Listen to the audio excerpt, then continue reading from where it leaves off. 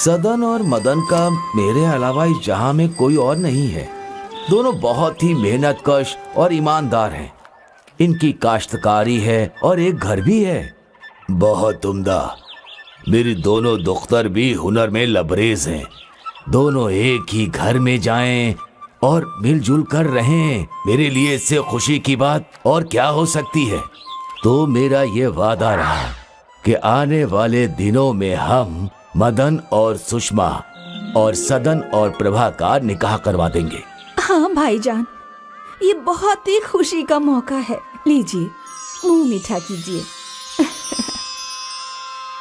एक रोज मदन और सुषमा और सदन और प्रभा का निकाह मुकम्मल हो गया। पड़ोस की खाला ने उनका इस्तकबाल किया। खुश रहो, आबाद रहो।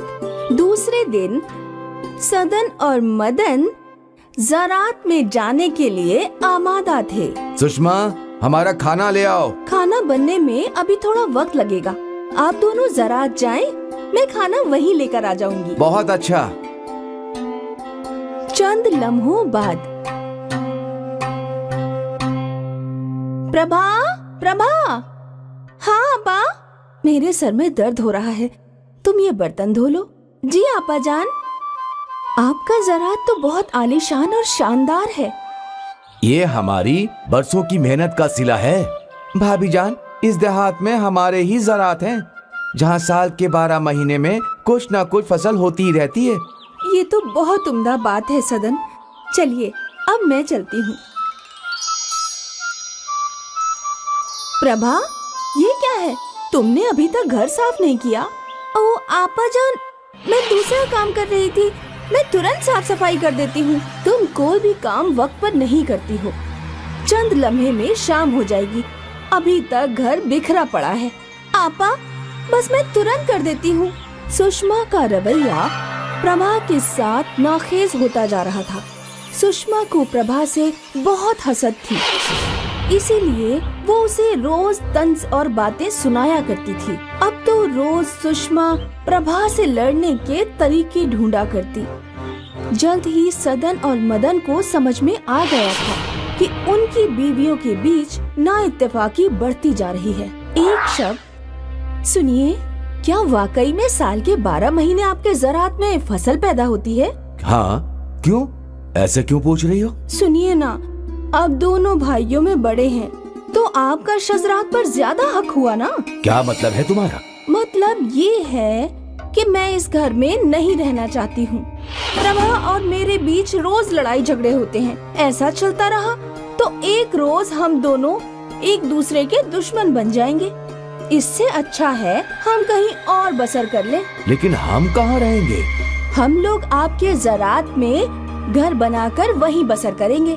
आप एक काम करिए ना कि सदन भाईजान को ये घर दे दीजिए और वो ज़रात हम ले लेंगे। इससे मुस्तकबिल में भी कभी हमारे बीच कोई तकरार नहीं होगी। बात तो तुम्हारी सही है। मैं कल मदन से इस बारे में गुफ्तगू करता हूँ। भाई सदन, तुमने हमेशा मेरी बात पर अमल किया है। हाँ भाईजान, आप बड़े हैं, आपकी बातों को मानना मेरा फर्ज है। आज मैं तुम्हें अपना एक फैसला सुनाने वाला हूँ। जी भाईजान, ये ज़रात और घर हम दोनों का है, लेकिन अब हमें तकसीम करना होगा। ये ज़रात आज मैं अपने हिस्से में लूंगा और घर तुम रखो। लेकिन भाईजान, क्या हम साथ में नहीं रह सकते जैसे अब तक रहते आए हैं? तुम तो जानते हो, सुषमा और प्रभा दोनों में किसी न किसी बात को लेकर झगड़ा होता है। इससे तो अच्छा है कि हम तकसीम कर लें और अलहदा हो जाएं, और मुस्तकबिल में फिर कोई लड़ाई झगड़ा ना हो। इसके लिए ये बहुत जरूरी है कि हम आपस में अक्लमंदी से तकसीम कर लें। बेहतर है भाईजान, जैसा आप बेहतर समझें। मालूम नहीं भाईजान ने ये फैसला क्यों किया है। जो भी हो, हमें उनके हुक्म की तामील करनी चाहिए। शायद आपा जान को अलहदा रहने में ही खुशी मिले। हो सकता है, लेकिन अब हमारा गुजारा कैसे होगा? ज़रात भाईजान के हिस्से में चले गए। आप घर के सामने जो जगह है वहाँ सब्जियाँ पैदावार कीजिए और मैं टोकरी बनाकर फरोख्त करूँगी। इससे हमारी रोजी रोटी चल जाएगी। बेहतर है, जैसे अल्लाह की मसलियत है। और फिर सदन ने घर के बाहर ही सब्जियों में बीज डाल दिए और प्रभा भी टोकरियां फरोख्त करने लगी। 1 महीने बाद एक जख्मी चिड़िया उड़ते हुए आई। अरे रे रे रे, इसके तो पाँव में चोट लगी है। प्रभा, प्रभा, जी कहिए। थोड़ा हल्दी का लुआब लाओ, ये परिंदा जख्मी है, इसके पैरों पर लगाना पड़ेगा। अब बहुत जल्द तुम बेहतर हो जाओगे मेरे नन्हे दोस्त, और फिर से उड़ान भर सकोगे। अब चंद लम्हे यहीं आराम करो। चंद लम्हों बाद वो परिंदा परवास हो गया। प्रभा, प्रभा, प्रभा, ये देखो, हमारा नन्हा दोस्त हमारे लिए कुछ लाया है। ये देखो क्या है। अरे वाह, ये तो कद्दू के बीज हैं। आप इन्हें बागीचे में डाल दीजिए। हाँ हाँ बिल्कुल। अगले दिन जैसे ही सदन बागीचे में गया, वो कद्दू को देखकर हैरान जदा हो गया। प्रभा, प्रभा। हाँ कहिए जी, आप इतना क्यों शोर मचा रहे हैं? अरे ये क्या, एक दिन में कद्दू पैदा हो गए और बड़े भी हो गए। इन कद्दुओं में जरूर कोई मौजज़ा है। लगता है उस परिंदे ने तिलिस्मी बीज दिए थे। हाँ, आज तो मैं कद्दू की सब्जी खाऊंगा। चलो इन्हें अंदर लेकर चलते हैं। सदन और प्रभा कद्दू घर के अंदर ले गए और फिर जैसे ही सदन ने कद्दू काटा, अरे रे रे रे, या खुदा, इतना सारा सोना! अपनी पूरी जिंदगी में मैंने पहली बार इतना सोना देखा है। मैंने भी। आप दूसरा काटिए। सभी कद्दुओं में उन्हें सोना ही मिला। अब जब मदन उनसे मिलने आया तो उन्होंने पूरा वाकया उसे बताया। अच्छा, ये बात है। बेहतर है, तो मैं तुम दोनों के लिए बेहद खुश हूँ। मदन घर आया और उसने ये सब सुषमा से जिक्र किया। अच्छा, तो इसीलिए वो इतने दौलतमंद बन गए। बेहतर है ना। सुषमा के दिल में बबूगजी फिर से लालच का बीज पैदा हो गया। आप एक काम कीजिए, उस परिंदे को पकड़कर उसकी टांग तोड़ दीजिए और फिर मैं भी उसकी मदद करूंगी। इससे हम भी दौलतमंद बन जाएंगे। क्या ऐसा करना मुनासिब है? मैं कोशिश करता हूँ। मदन ने उस परिंदे को अपनी गिरफ्त में ले लिया और उसे जख्मी कर दिया और फिर सुषमा ने उसकी देखभाल की। परिंदा उड़ गया और दूसरे दिन परिंदे ने उन्हें एक बक्सा दे दिया। इसमें भी कद्दू के बीज थे। उन्होंने कद्दू के बीज बोए और एक ही दिन में वो कद्दू पैदा हो गए। दूसरे दिन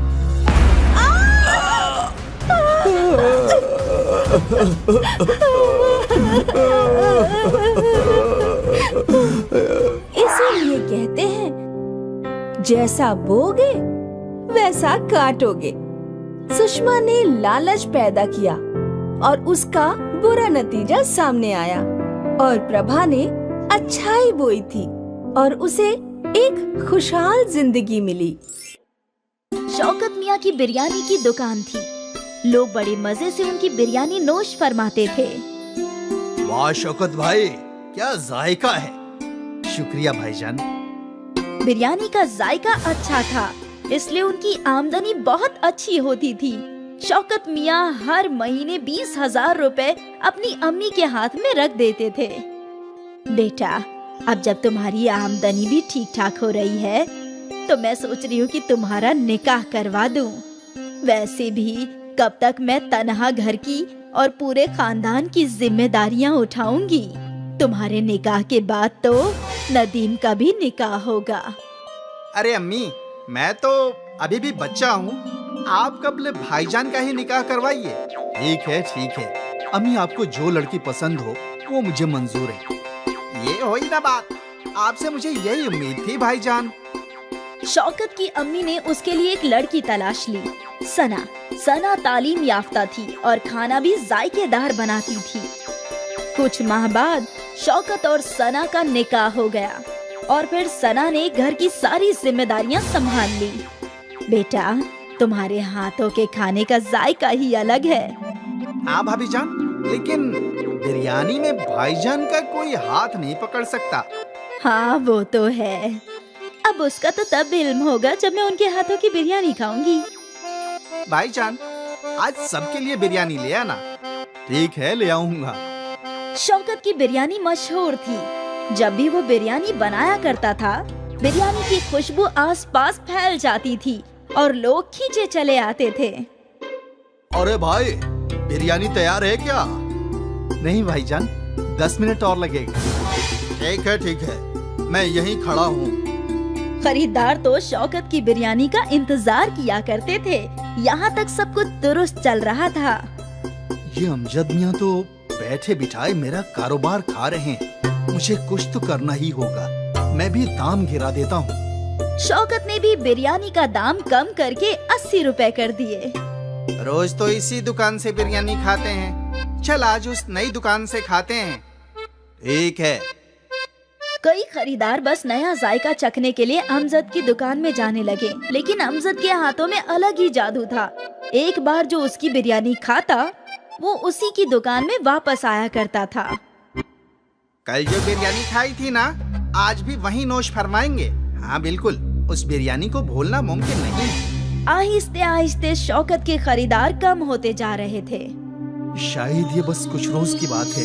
अमजद की दुकान नई है, इसलिए लोग वहाँ बिरयानी का जायका ले रहे हैं। कुछ रोज बाद मेरे खरीदार लौट आएंगे। शौकत ने खुद को ये बात समझाने की कोशिश की, लेकिन कारोबार का नुकसान उसे परेशान कर रहा था।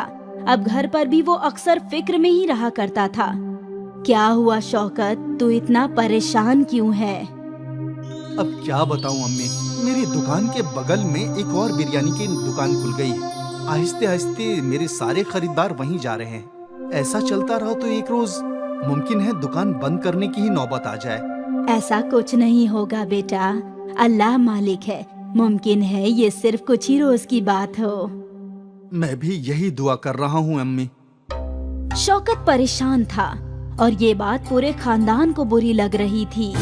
उस रात सना ने शौकत से पूरा माजरा पूछा। तो अगर दाम कम करने की वजह से खरीदार दूसरी दुकान में जा रहे हैं, तो क्यों ना हम भी दाम कम करके देखें? और कम कैसे कर पाएंगे बेगम? बिरयानी की एक प्लेट बनाने की लागत ही 50 रुपए प्लेट की है और हम 80 रुपए में फरोख्त कर रहे हैं। मतलब सिर्फ 30 रुपए का मुनाफा है। अगर ये भी कम कर दिया तो घर का खर्च कैसे चलेगा? तो क्या हम बिरयानी बनाने के लिए इस्तेमाल होने वाली चीजें सस्ती नहीं खरीद सकते? बिरयानी में सबसे महंगा चावल है। तकरीबन बासमती चावल कैसे सस्ते मिल सकते हैं? अब मैं बासमती चावल को सादे चावल के साथ बदल तो नहीं सकता ना। अगर हम बासमती चावल को किसी और चीज के साथ बदलें तो? मतलब मैगी की बहुत सारी जायकेदार चीजें बनती है। अगर हम मैगी की बिरयानी बनाएं तो हमारी लागत भी कम हो जाएगी। मैगी बिरयानी, ये पहली मर्तबा सुना है। आजकल अलग चीजें ही फरोख्त होती हैं। एक मर्तबा कोशिश करके तो देखते हैं। ठीक है, वैसे भी अभी कुछ चल नहीं रहा है तो वही कर लेते हैं। अगले रोज शौकत ने रोजाना की तरह बिरयानी बनाई और इस मर्तबा उसने बासमती चावल के बदले मैगी डाले। मैगी की बिरयानी जल्दी बन गई और उसकी लागत भी कम थी, इसलिए शौकत ने दाम भी 50 रुपए कर दिए। बाहर बड़ी सी तख्ती भी लगा दी, मैगी बिरयानी 50 रुपए। ये मैगी बिरयानी क्या होता है? मैगी का इल्म है और बिरयानी का भी इल्म है, लेकिन मैगी बिरयानी आज तक नहीं खाई। चल वही नोश फरमाते हैं। हाँ। मैगी बिरयानी का नाम पढ़कर कई ग्राहक उसकी बिरयानी खाने पहुँचे। वाह, बहुत अच्छी है। ऐसी मैगी बिरयानी मैंने कभी नहीं खाई।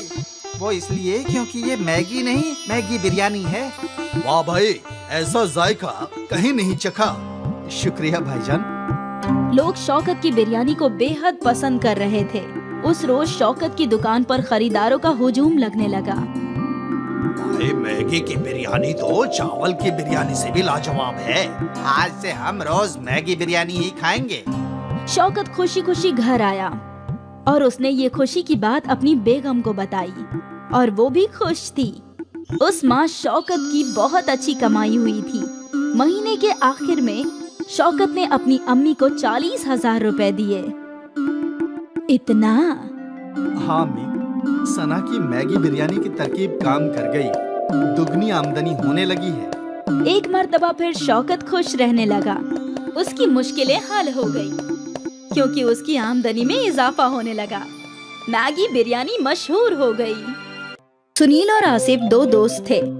वो दोनों एक ही गांव में रहते थे और एक साथ बांस काटने जाया करते थे। हमें जंगल के नीचे की जानिब जाना चाहिए। वहाँ बहुत सारे बड़े बड़े बांस के दरख्त हैं, लेकिन वहाँ जाने के लिए हमें दरिया पार करना होगा। लेकिन अगर आते वक्त नदी में बहाव ज्यादा रहा तो हम लौटेंगे कैसे? हम तभी उस जानिब जाएंगे जब दरिया का बहाव कम हो और जल्दी जल्दी बांस काट कर लौट आएंगे। ज्यादा लंबे बांस से ज्यादा पैसे हासिल होंगे, वो सोचो। ये भी ठीक है, तो कल ही चलते हैं। अगले रोज से सुनील और आसिफ निचले जंगलों में पहुंचे। यहाँ कितने मोटे मोटे बांस हैं और लंबे भी। सौदागर इनके बहुत अच्छे दाम देंगे। हाँ, उम्दा बांस पाकर दोनों बेहद खुश थे। वे लोग उन बांसों को अपने गांव ले आए। बहुत खूब, बहुत अरसे बाद ऐसे बांस देखे हैं। अब इनके दाम भी अच्छे लगाना। हाँ हाँ, एक बांस के 200 रुपये।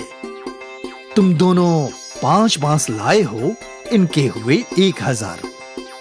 1000 पाकर दोनों बेहद खुश थे। वो पैसे दोनों ने आपस में बांट लिए। रोज छोटे छोटे बांस से सिर्फ 300 रुपये की कमाई होती थी, आज 500 रुपये की।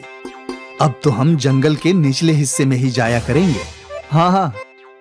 उस रोज से वो दोनों दरिया पार करके ही बांस लाया करते थे और सौदागर भी उन्हें अच्छे पैसे दिया करता था। एक सुबह दोनों दोस्त जाने के लिए निकले। भाई, अम्मी ने फरमाया है कि बाजार से कुछ चावल और मसाले लाने हैं और मुझे पनीर भी लेना है। तो चल, कब्ल बाजार चलते हैं, फिर वहां से दरिया पार जाएंगे। हाँ, दोनों काम एक साथ हो जाएगा। दोनों बाजार पहुँचे और उन्हें जो जो सामान लेना था उन्होंने खरीद लिया। देख दोस्त, कितना ताजा पनीर मिला है। आज रात तो मेरी दावत है। मैं भी आऊंगा नोश फरमाने। हाँ ना, तुझे कभी मना किया है क्या? चल अब दरिया पार चलते हैं। बांस काटकर फरोख्त भी तो करना है। हाँ हाँ। और वो दोनों निचले जंगल की जानिब बढ़ गए। हमेशा की तरह उन दोनों ने दरिया पार किया और फिर जंगल में पहुंच गए और बांस काटने लगे। लेकिन यकायक बारिश शुरू हो गई। हमें घर लौटना चाहिए। दरिया में पानी बढ़ने लगेगा। हाँ, बस ये आखिरी बांस काट लेते हैं। हाँ। बारिश और तेज हो गई। कुछ ही देर में उनका बांस कट गया और वो लोग बांसों को इकट्ठा करके दरिया की जानिब बढ़ने लगे। लेकिन दरिया में तूफान था। दरिया में पानी बहुत ज्यादा है दोस्त। इतने उफान में दरिया पार करना वाजिब नहीं होगा। हाँ, हम कुछ देर जंगल में इंतजार करते हैं। हाँ, उस जानिब जो गुफा है वहीं इंतजार कर लेते हैं। दोनों गुफा की जानिब गए। गुफा में कब्ल ही कुछ सूखी लकड़ियां थी। इनको जला देता हूँ, थोड़ी गर्मी रहेगी। आसिफ ने जो सामान खरीदा था उसमें माचिस भी था। आसिफ ने उन सूखी लकड़ियों को आग लगा दी और दोनों दोस्त आग सेंकने लगे। बहुत भूख लगी है यार, मुझे भी। सुन, हम कुछ बना लेते हैं। वैसे भी थोड़ा बहुत राशन तो है ही हमारे पास, लेकिन हम बनाएंगे कैसे? हमारे पास बर्तन तो है नहीं। तभी आसिफ का तवज्जो बांस की जानिब गया। हमारे पास बांस तो है, बांस के अंदर खाना पका सकते हैं। कैसे? तुमने बांस बिरयानी नहीं सुनी? नहीं, बांस में बिरयानी भी बनती है, लेकिन हमारे पास गोश्त कहाँ है? गोश्त नहीं है तो क्या हुआ, हमारे पास पनीर तो है, पनीर बिरयानी बना लेते हैं। लेकिन कैसे? तू देखता जा। आसिफ ने 2 बांस के टुकड़े काटे और उसके पास जो चावल थे वो धो दिए। बांस में चावल, मसाले, पानी, नमक और पनीर डाल दिया। फिर बांस के एक जानिब दरख्त के पत्तों को भरकर बांस को बंद कर दिया और फिर उन सबको अच्छे से हिलाकर जलती हुई आग में रख दिया। अब बस 20 मिनट में हमारी बांस बिरयानी तैयार हो जाएगी। देखते हैं। बांस आग में अच्छे से सिकने लगा और जब बांस पूरी तरह से जल गया तो बहुत ही मीठी मीठी खुशबू गुफा में फैल गई। मालूम होता है बिरयानी तैयार हो गई है दोस्त। आसिफ ने वो बांस बाहर निकाला और 2 केले के पत्ते लगा दिए और जैसे ही बांस थोड़े ठंडे हुए तो बिरयानी केले के पत्तों पर निकाल ली। दिखने में तो बहुत खूब लग रहा है। अब जैसी भी हो, भूख लगी है, खाते हैं। चल। दोनों ने बिरयानी चखी और दोनों मुतमईन हो गए और फिर दोनों बड़े मजे से बांस बिरयानी खाने लगे। भाई, तू तो ऐसी लाजवाब बांस बिरयानी बनाता है ना कि क्या बताऊं। शुक्रिया। तुझे तो ये बिरयानी फरोख्त करनी चाहिए दोस्त। कहाँ मेहनत मजदूरी कर रहा है। इस बिरयानी को मशहूर होने में वक्त नहीं लगेगा। वाकई। हाँ, तू कहे तो साथ में ढाबा खोलते हैं। हाँ हाँ, क्यों नहीं। जब बारिश रुकी, दरिया का पानी कम हुआ तो दोनों दोस्त सारे बांस लेकर अपने गांव आ गए। लेकिन आज उन्होंने बांस फरोख्त नहीं किए। अगले रोज आसिफ और सुनील ने गांव के चौराहे पर अपनी दुकान लगाई। गांव वाले हैरत में थे कि आखिर ये लोग बांस में क्या फरोख्त कर रहे हैं। अरे बेटा, ये क्या है? ये बांस बिरयानी है चाचा, पनीर की। बांस बिरयानी? जरा हमें भी खिलाओ। गांव के लोगों ने पहली मर्तबा बांस बिरयानी चखी। अरे वाह, क्या खूब जायका है आसिफ भाई। ऐसी बिरयानी जिंदगी में नहीं खाई। मजा आ गया। आसिफ और सुनील की बांस बिरयानी गांव में मशहूर हो गई। खरीदार कतार में खड़े रहकर बांस बिरयानी खाने लगे। आसिफ और सुनील की आमदनी में कई गुना इजाफा हो गया। और फिर क्या था, सुनील और आसिफ ने मजदूरी छोड़कर बांस बिरयानी फरोख्त करना शुरू कर दिया। वो लोग दिन दोगुनी और रात चौगुनी तरक्की करने लगे। दूर दूर से लोग बांस बिरयानी खाने के लिए आने लगे और देखते ही देखते उनका गांव में बहुत बड़ा रेस्टोरेंट बन गया और दोनों अमीर बन गए। सोचा नहीं था कि कभी ये सब भी होगा। मैंने भी बिल्कुल नहीं सोचा था दोस्त। उस रोज वो बारिश हमारी किस्मत बदलने के लिए आई थी। हाँ, ना उस रोज बारिश आती और ना हम फंसते और ना ही हम कभी बांस बिरयानी बनाते। दोस्त, ये सब कब्ल ही लिखा हुआ था। ऊपर वाला कब्ल ही सबकी किस्मत लिख देता है। हम तो बस मोहरे हैं जो उसकी राह पर चलते हैं। बिल्कुल। बांस बिरयानी ने आसिफ और सुनील की किस्मत बदल दी और उन दोनों को जिंदगी का बहुत बड़ा सबक मिला। परेशानियों से ही नए रास्ते हासिल होते हैं और ना जाने कब किस्मत कौन सा मोड़ ले ले। अब्दुल मियाँ के इंतकाल के बाद उनके तीनों बच्चे यतीम हो गए। अब उनके सर पर वालिद का साया नहीं था। अब क्या होगा? कैसे हमारा घर चलेगा? 2 जवान बेटियों की शादी करनी है। या अल्लाह, कुछ तो रहम कर। अम्मी, अब हमें ही बाहर जाकर काम करना होगा। लेकिन तू क्या काम कर सकती है? मुझे तो बस एक ही काम अच्छे से आता है, खाना बनाना। क्यों ना हम एक बिरयानी सेंटर खोल लें? लेकिन उसमें तो बहुत पैसे लगेंगे आपा। पैसों की फिक्र मत करो, मेरे ये गहने कब काम आएंगे। और बस एक बार सब ठीक हो जाए तो तुम तीनों इसे मिलकर छुड़ा लेना। लेकिन अम्मी, अब्बा ने ये आपके लिए खरीदे थे। बेटा, मेरी पहली जिम्मेदारी तुम सब हो। जेवर का क्या है, वो तो वापस मिल ही जाएंगे। ठीक है। शिफा ने अपनी अम्मी के जेवर ले लिए और उन्हें गिरवी रखकर उसे 20,000 रुपए मिले। उन पैसों से उन लोगों ने एक छोटा सा ठेला खरीद लिया और तीनों भाई बहन मिलकर उस ठेले पर काम करने लगे। ले लो गर्मा गर्म बिरयानी, जायका ऐसा कि उंगलियां चाटते रह जाओगे। ले लो गर्मा गर्म बिरयानी।